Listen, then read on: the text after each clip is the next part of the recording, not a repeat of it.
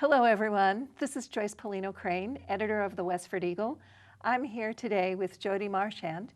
She is the president of the Live for Live Foundation, which has a special event coming up in a few days on Sunday, July 21st, with check-in at 9:30. It is the Ride for Live, Run for Live, and it is a special day in memory of a very special person, Jody's daughter, Olivia, better known as Liv in Westford. If you're not familiar with Jody's story, police say that Olivia was tragically shot and killed by her father, Brian, on February 1st, 2010. Jody was shot in the side of the head, shattered her jaw, the bullet lodged in her right shoulder, where it sits today. Out of this horrific tragedy, Jody has created a wonderful day that's coming up, and she's here today to tell you about it. Jody, tell us a little bit about this event that's coming up in a few days. Okay. Well, I'm happy to say we're having the 3rd annual Ride for Live, Run for Live. You know, after the year had gone by, I wanted to do something in her memory, and a group I was involved with suggested this bike ride. So I said, sure, that sounds great. And they came up with a 6-mile and a 23-mile bike ride. And we didn't know what the turnout would be like. And, you know, we just thought, well, we'll do something in memory of Olivia. And we had a great response. And it was, you know, we had food and, you know, we did the bike ride. We had food. We had my massage person and stuff for the kids to do, and it turned out to be a great day. And you had a great turnout that first year. That very first year, and we were able to donate money to Domestic Violence Services Network. Is that the Concord group? That is the Concord group. They cover Concord, Sudbury, and Wayland. So the following year, I decided to have the event again. We have it at the 4-H Fairgrounds because Olivia was into horses, so I had been to a few of her events there, and so that has meaning right there. And so the second year we added the run, and now it's become the Ride for Live, Run for Live. It was a gorgeous day. We had a very good turnout, and I was able to donate $10,000 to Alternative House in Lowell, which is a place for you know, that helps victims that need to get out of their homes with their kids. Yes, that was. I do remember how much appreciated that was by the people who run Alternative House. As editor, I had some contact with them, and they were very appreciative. And there's somebody you want to credit for all that has been accomplished so far. Absolutely. I mean, each year I'm able to do more and more because, you know, physically, you know, I somewhat have, you know, been getting better, and mentally somewhat. But really, thanks to my sister Jill, who really did start the Live for Live Foundation. She absolutely did start it. And thanks to Jill, last year turned out to be an amazing day. And she's got 2 little ones and has been able to make it into this wonderful event, and again helps me this year. It's clear as day how close you are, and you're speaking of Jill Toney of Westford, your sister, right, who has been there in the background all along, making things happen, and she is an amazing And my whole person. family helped me actually with that. I mean, my other sister Jennifer her and her kids have helped me, as well as my brother Scott, who did a lot. So, you know, thank goodness for family and friends. And while we're on the subject of family, many of us in Westford remember your beloved father, Walter, who just passed away in April. I did not know Olivia before this tragic event, and I didn't know Jody, but we have since become friends. So there's one thing that came out of it that I consider a wonderful, positive outcome. I also had met your dad, Walter, and he was such an icon in the community while you were recuperating. So I would like to pay homage to him as well. Thank you. Thank you. Yes. You know, my dad and Olivia were very close. She was the only grandchild for about 12 years. So you know, they lived far away and I was working, so they were able to have her a lot. So there was a closeness there, no doubt, a special bond. And I just hope the two of them are happy together right now. Oh, that's a beautiful thought. Yeah. And your mom, Diane, was also very key in helping to raise Olivia for those first 12 years. You told me in a previous discussion how she would get on the floor and play Barbie dolls with Olivia. Yes, when I was working and I would go to pick Olivia up and Olivia didn't want to come home because my mother would sit and play Barbie dolls with her for hours and I didn't do that. Yeah, you're just mom. You know, yeah. Well, that's a very sweet memory. And there's a lot of good memories I have with me and Olivia. She was everything in the world to me. We would have fun shopping. She liked a nice dinner out. I mean, she was she was not a cheap date, let's put it that way. But we had a lot of fun together. There is a huge hole in my heart forever. What do you most remember about her? I guess I will always remember that she was smart, beautiful, well-liked by so many. I really didn't know how many people knew her and liked her. Artistic, I mean, just so many. I know she would have done great in college and with her life. I just know it. And I'm sad that I did not get to see this 17-year-old blossom into the person I knew she was going to be. And I suppose that mourning and that grief will always continue. Always, for the rest of my life. Yeah. We talked a little bit off camera. We're not going to go into the details of the tragedy. So I just want to address that isn't going to be discussed here in this interview. But in the time that I've gotten to know Jody, I've seen just a remarkable spirit of making the most out of life from here on in. And you talked a little bit about how this upcoming event, if you're watching us before July 21st, the event is the Ride for Live, Run for Live, which will take place on Sunday, July 21st, beginning at 9:30 for check-in.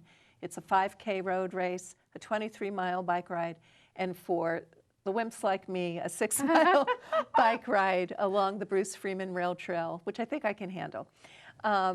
Jody is a runner, so I suspect she'll be doing the 5K? I'll be doing the 5K. We also added a fun obstacle course for the kids. So, you know, for us, it's a fun family day. There's, you know, food, ice cream, games for the kids. So, for me, it's become like, you know, the happiest day of the year for me now. Christmas used to be the best day as far as family and your kids enjoying the holiday, and now this for me is the day of the year for me. That means everything to me. Which means a lot to me to hear that. So I'm glad that there is something that brings you some joy, some happiness in the aftermath. If you are joining us after July 21st, please know that you can still contribute and donate to the Live for Live Foundation. I think the website address is on your camera, but it's liveforlive.com, Live, F-O-R-L-I-V-E, F-O-R-L-I-V.com. Right. So please feel free to continue to donate if you see this even after the July 21st event. So Jody, we've talked a little bit about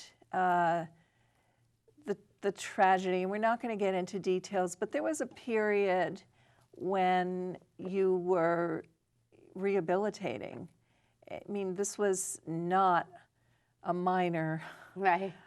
wound. No. You were lucky to have survived Right. and not lose your sight. Right. Is that correct? Right, correct. And so, I mean, you can get into as much or as little detail as you want about that rehabilitation period, but I think it would be interesting to hear what you have overcome.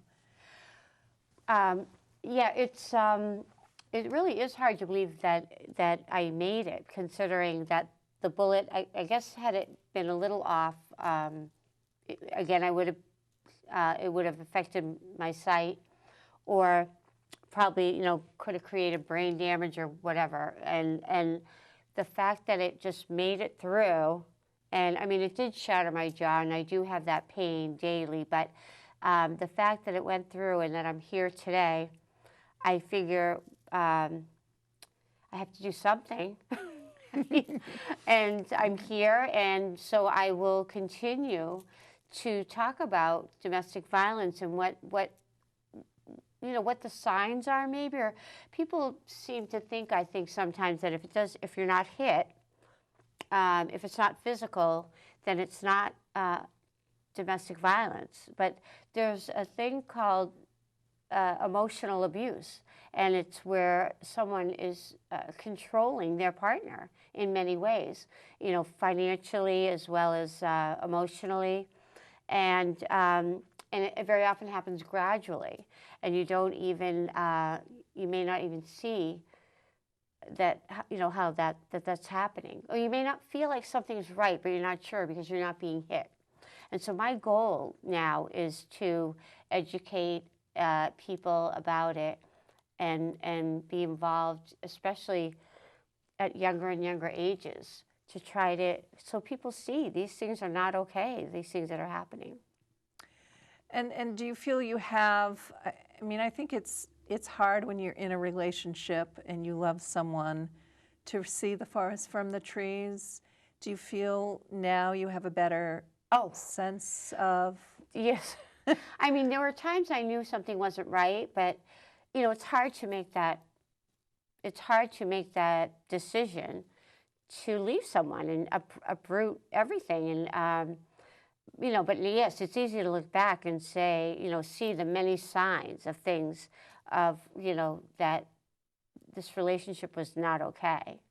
And I've been in groups with other women that they're very intelligent, very often the money-making person in the relationship, and it happens gradually sometimes, and before you know it, you're in a bad relationship. And that's all. I just want people to be, to know you may be thinking something's not right. Well, very possibly it's not.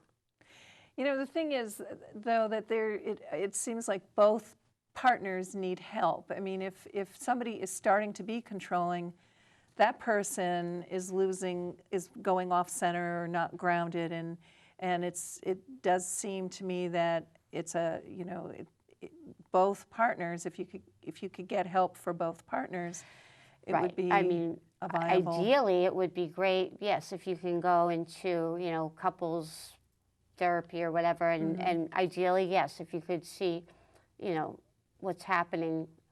But unfortunately, very often, the person the abuser is not seeing it for what it is. So it's very hard to make that person see it. So there's denial.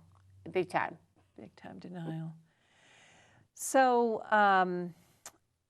when you were involved, you said you got involved that first year. I think it was, you mentioned Domestic Violence Services Network of Concord. Did they reach out to you that first year, and was that while you were still rehabilitating? I wanted to do something in memory of my daughter, and they were the ones that suggested the bike race. And I thought that was great because Olivia's birthday is May 31st. So I thought, well, rather than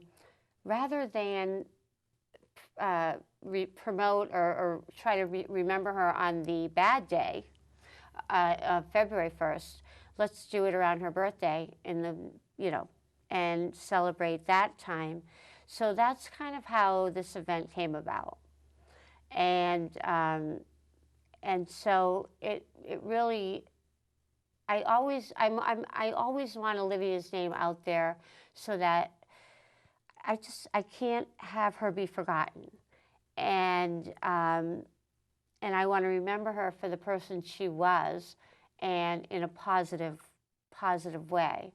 And hopefully this event will continue.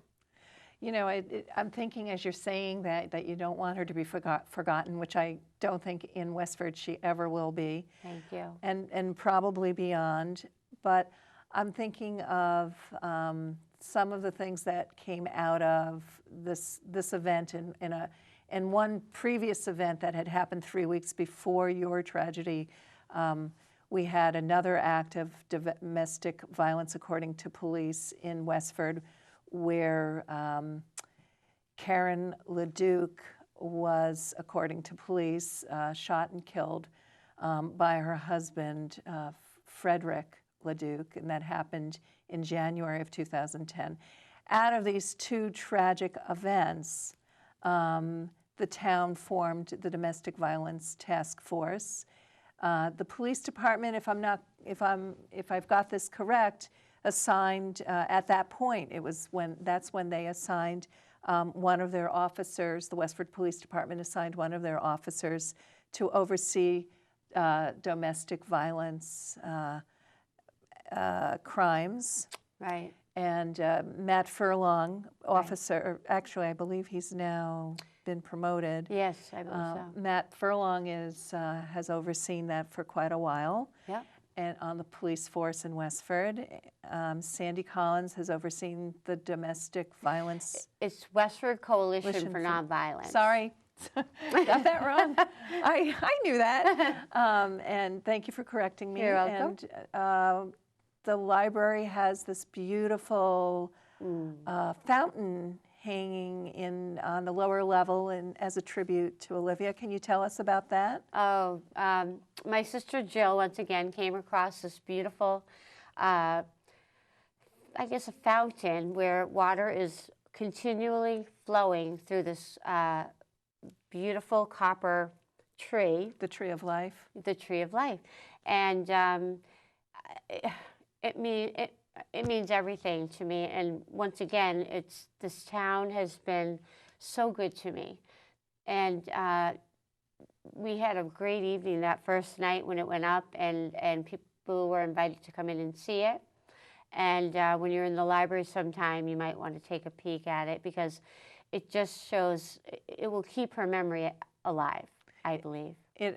Whenever I go there, I cannot help but stop for a moment and just watch the water flow and pay homage. It's Thank you. Just a beautiful, beautiful piece of sculpture. And it really is. Yes. You've talked about this event, but you've also talked a little bit about creating another event in October. Yes. Which is the month of domestic violence. That's Domestic right. Violence Yes. Month. I wasn't aware of that until you made me aware of it. Mm-hmm. So I'm wondering if you are thinking. Can you tell us a little bit about what you're thinking of doing? Yes, absolutely. I would love to. As we said, Domestic Violence Month is October, and we have an evening planned October 10th where there will be some speakers coming who have been involved, they've been victims, or a family member has been a victim of domestic violence. And I've seen one of them speak, and he's amazing. And I would love for people to come and see them talk, because I think one person lost his daughter. And so it's important, I think, for parents and their kids to come and see him speak, so that maybe you know, we need all to be educated about some of the signs, you know, because maybe your child is with someone that's not okay. And that's one speaker. And another speaker lost his mother in front of his eyes when he was like 6 years old.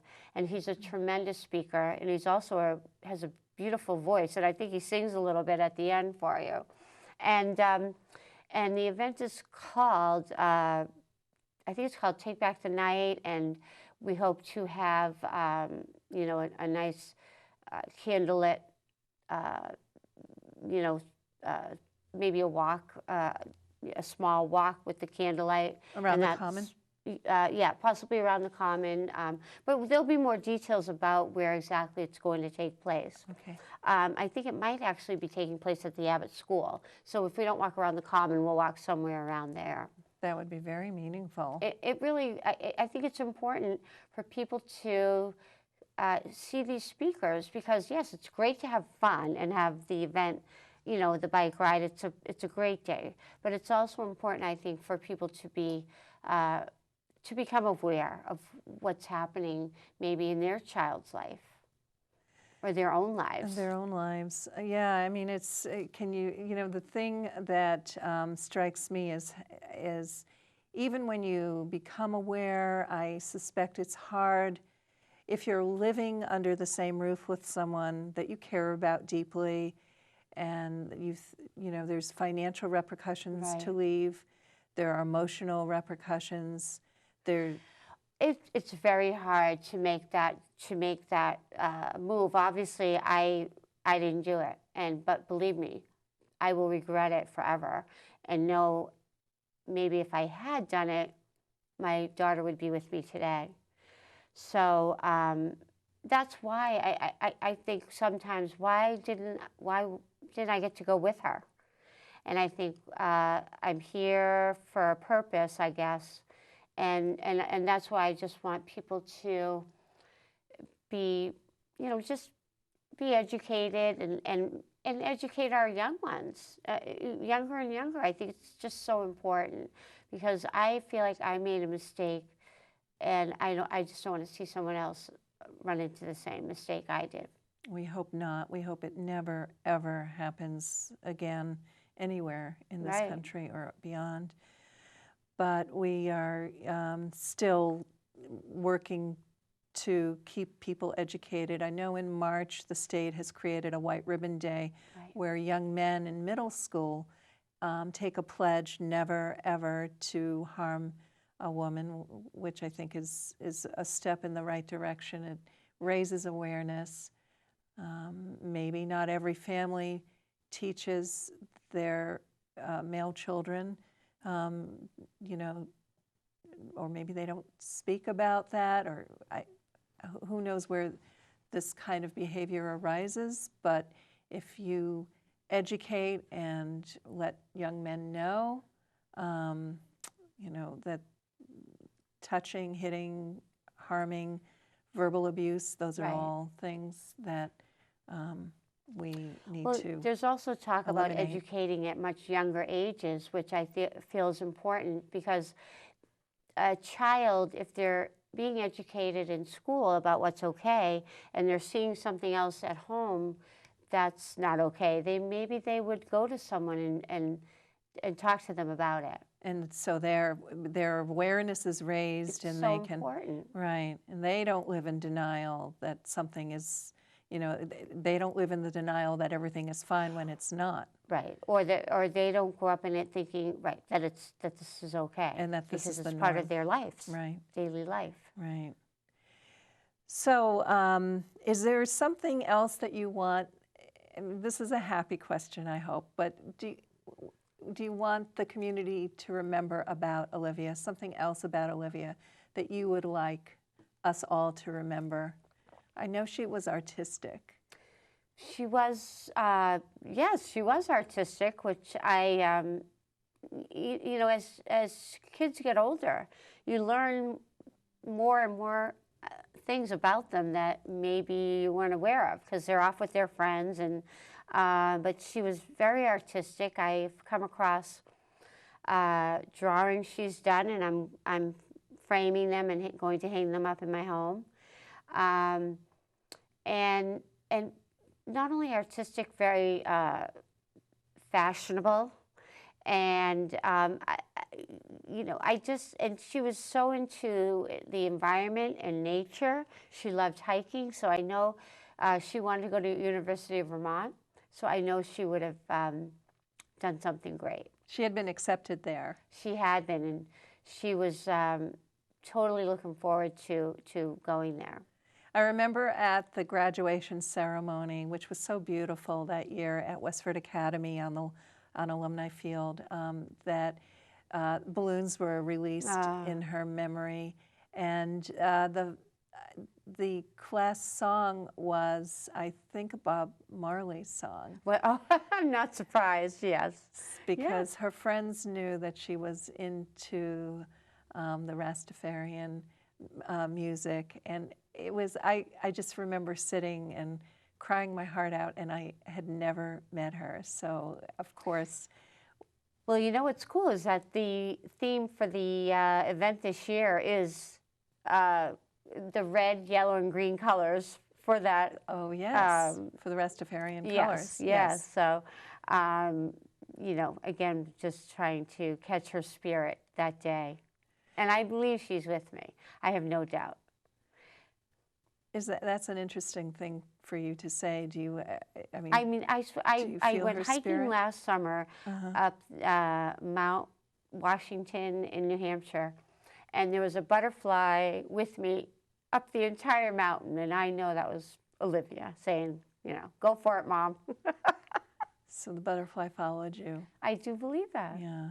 I have to believe she's with me, and I have to believe that she and my dad are together. Well, what a beautiful thought. What a beautiful thought. I can visualize it too. So we are nearing the end of our interview. I think we just have about a minute left. There will be on Sunday face painting, massage therapy, a few other things. Food. There's all the obstacle course for the kids. So it's definitely a full day, a fun day, and I so look forward to seeing everyone there. And let's not forget that there is a committee of people in Westford that have been really helping you and working very hard. Thank goodness I had that group. Thank goodness, dear friends. They were helpful in getting gift certificates and getting registration going and all of that, and volunteers. So if anybody wants to, maybe you don't want to run in the race, but you want to volunteer, come by at about 8:30 in the morning. We'd love to have you. So if you're watching before July 21st and can make it as a volunteer, the event is at the 4-H Fairgrounds on South Chelmsford Road in Westford, and just show up 8:30 in the morning and we'll put you to work somehow. That's right. If you want to participate, show up at between 9:30 and I guess 10:30. Yes, 9:30 if you're going to do the 23-mile bike ride. 10:30, I believe, is registration for the 5K run or the 6-mile bike ride. And thank you so much for all of this, for sharing your life with us, Jody. We really appreciate it. Thank you. For the Westford Eagle and wickedlocalwestford.com, this is Joyce Pellino Crane here in the studios of Westford Cat in Westford, saying thank you, be well, and be grateful for the life you have.